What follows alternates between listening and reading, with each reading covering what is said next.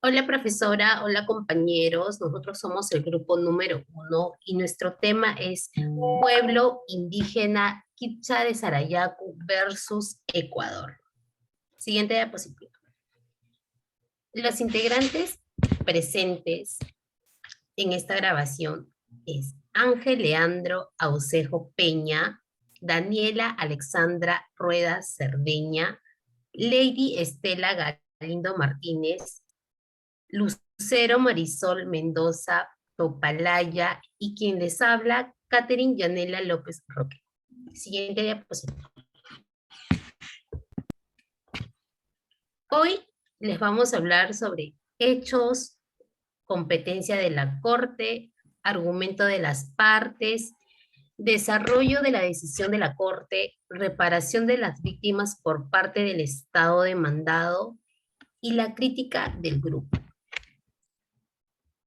A continuación, le voy a dar pase a mi compañera.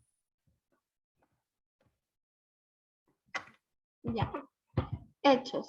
La demanda presentada por la Corte Interamericana de Derechos Humanos con fecha 26 de abril del 2010 ante el Tribunal de conformidad con los artículos 51 y 61 de la Convención en contra de la República de Ecuador con motivo de que el Estado, antes mencionado, otorgó un permiso a una empresa petrolera privada para que ésta pueda realizar actividades de exploración y explotación en el pueblo indígena Kipcha Sarayaku en la década de 1990, sin que previamente se hubiera consultado a los pobladores del lugar, ni mucho menos se hubiera evaluado los daños que podrían causar dichas actividades en el lugar en cuestión.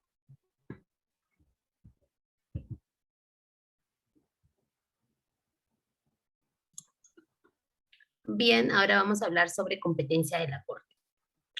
La Corte Interamericana es competente en los términos del artículo 62, inciso 3. ¿Qué nos dice este artículo? Que la Corte tiene competencia para conocer de cualquier caso relativo a la interpretación y aplicación de las disposiciones de esta convención que se le sea sometido, siempre que los estados parte en el caso hayan reconocido o reconozcan dicha competencia, ora por declaración especial, como se indica en los incisos posteriores, ora por convención especial. ¿Qué quiere decir este artículo? Que un Estado parte en el momento del depósito de su instrumento de ratificación o adhesión de esta convención o en cualquier momento posterior. La Corte sobre todos los casos relativos a la interpretación o aplicación de esta convención. En este caso, Ecuador es parte de la Convención Americana desde el 28 de diciembre de 1997 y reconoció a la competencia contenciosa de la Corte el 24 de julio de 1984.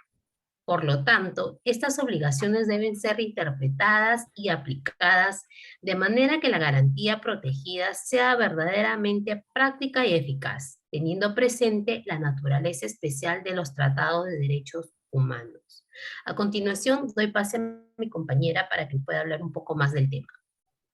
Argumento de las partes. Durante el proceso de la demanda, el tribunal aceptó diferentes documentos presentados como prueba interamericana, representantes y el Estado. Asimismo, el tribunal recibió declaraciones rendidas por diferentes testigos presentes. Los alegatos fueron, según la comisión, que el Estado violó los derechos reconocidos en el artículo 21 americana en relación con los artículos 13 y 23, inciso 1.1, de la misma en perjuicio del pueblo y sus miembros.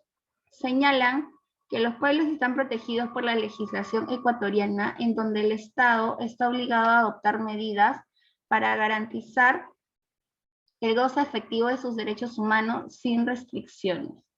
Asimismo agregaron que si bien todo el territorio era sagrado, se destruyeron sitios específicos de especial valor cultural y espiritual.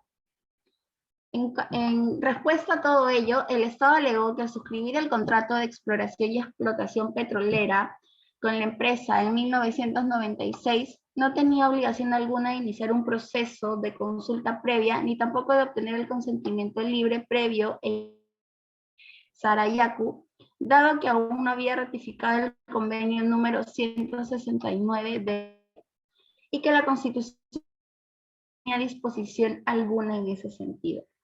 Asimismo, señaló en el proceso que aún no existía una obligación de consulta previa. El Estado consideró que la participación de los pueblos indígenas en los asuntos que les son inherentes y el derecho a ser consultados es fundamental para su desarrollo social y cultural. Sin embargo, alegó que no existe norma alguna que faculte a las comunidades indígenas a ejercer un derecho de veto sobre una decisión del Estado respecto a la explotación de sus recursos naturales, en especial aquellos bajo la superficie.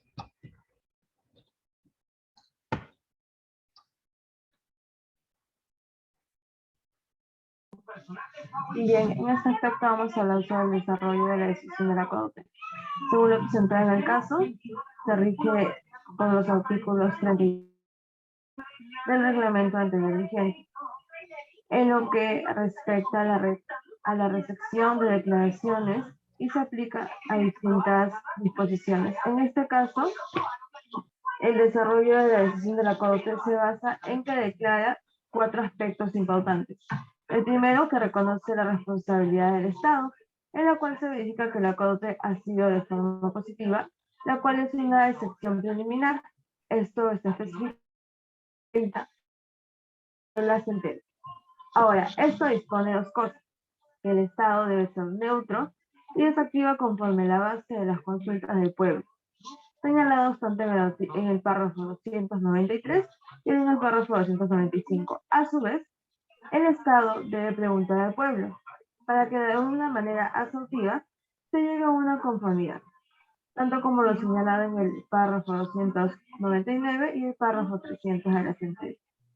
A su vez también declara el Estado el responsable de si se vulneran los derechos, conforme en 4 párrafos especificados: el párrafo 145, 227, 231 y el de 232 de la presente sentencia. Esto también dispone dos aspectos importantes, en la cual el Estado debe adoptar las medidas necesarias conforme lo consultado para mejorar la participación. Todo esto también señalado en el párrafo 301 de esta sentencia. A su vez, implementó una mejor propuesta para que las funciones al realizarse estén de forma correcta, también señalada en el párrafo 302 de la sentencia. Y por último, por unanimidad, declara el Estado que en forma se debe hacer cargo del caso para que no se puedan violar las garantías y la protección judicial señaladas en el artículo 8.1 y el artículo 25 de la Convención Americana, la cual nos señala tanto que el Estado debe publicar lo que se va realizando, señalado en el párrafo 307 y 308. ¿Esto qué se basa? De que no solamente el Estado realice acciones por dar apoyo al pueblo o que se declare, sino que también se disponga, en este caso, a que todo lo que se esté realizando se pueda exponer para que puedan ver si está realizándose de forma correcta o no. Y por último, así la Corte será quien supervisará todo esto que se está cumpliendo y se correcta conforme la Convención Americana. A continuación, yo les voy a hablar sobre la reparación de las víctimas por parte del Estado demandado. Según suscrito como base dispuesto en el artículo 63.1 de la Convención, la Corte ha correspondido de toda infracción de obligación internacional que encuentre producido daño comporte de deber de repararlo adecuadamente.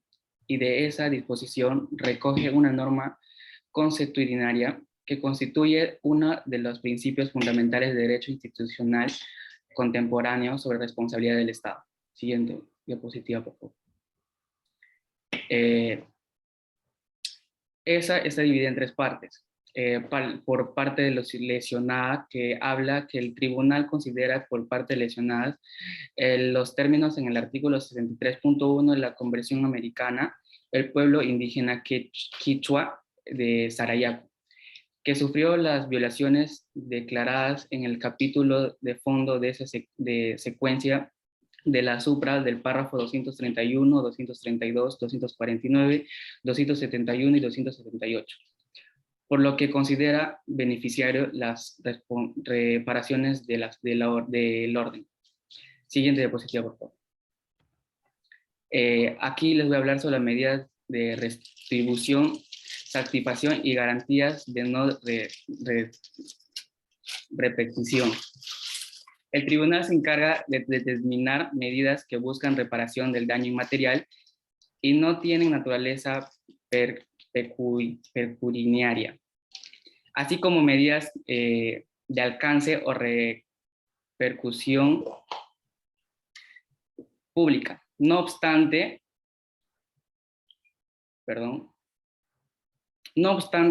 se considera del caso sub judice en atención de las afecciones del pueblo Sarayaku y las consecuencias del orden inmaterial.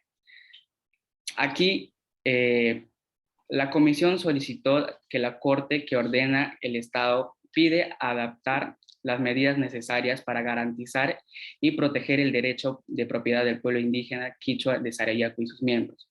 También pide garantizar a los miembros de dicho pueblo el ejercicio de sus actividades tradicionales. También pide garantizar su participación significativa y afectiva de las representantes indígenas en los procesos de toma de decisiones. Pide también adaptar las medidas necesarias para evitar que en el futuro se produzcan hechos similares.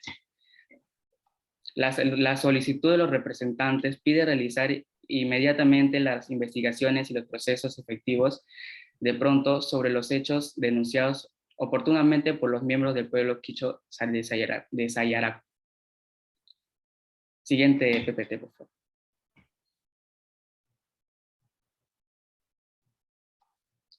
Aquí les voy a hablar sobre la indemnización de compensación de daños. Según los alegatos de las partes, la comisión solicitó a la Corte que ordene el estado de reparación en el ámbito individual y comunitario de las consecuencias de las violaciones. Los representantes solicitaron a la Corte que determine la equidad una compensación por concepción de daños materiales, que deberá ser entregado directamente al pueblo Sarayaku por los daños sobre su territorio y sus recursos naturales. En consideración de la Corte fija una compensación de $90,000 por concepción de daños materiales, la cual deberá ser entregada a la Asociación del Pueblo Sarayaku en el plazo de un año a partir de la notificación representante de la sentencia. Gracias.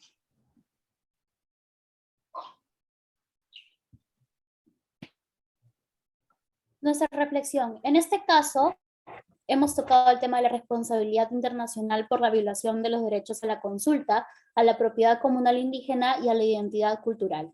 En los términos del artículo 21 de la Convención Americana, en relación con los artículos 1.1 y 2 de la misma, en perjuicio del pueblo indígena quichua de Sarayaku.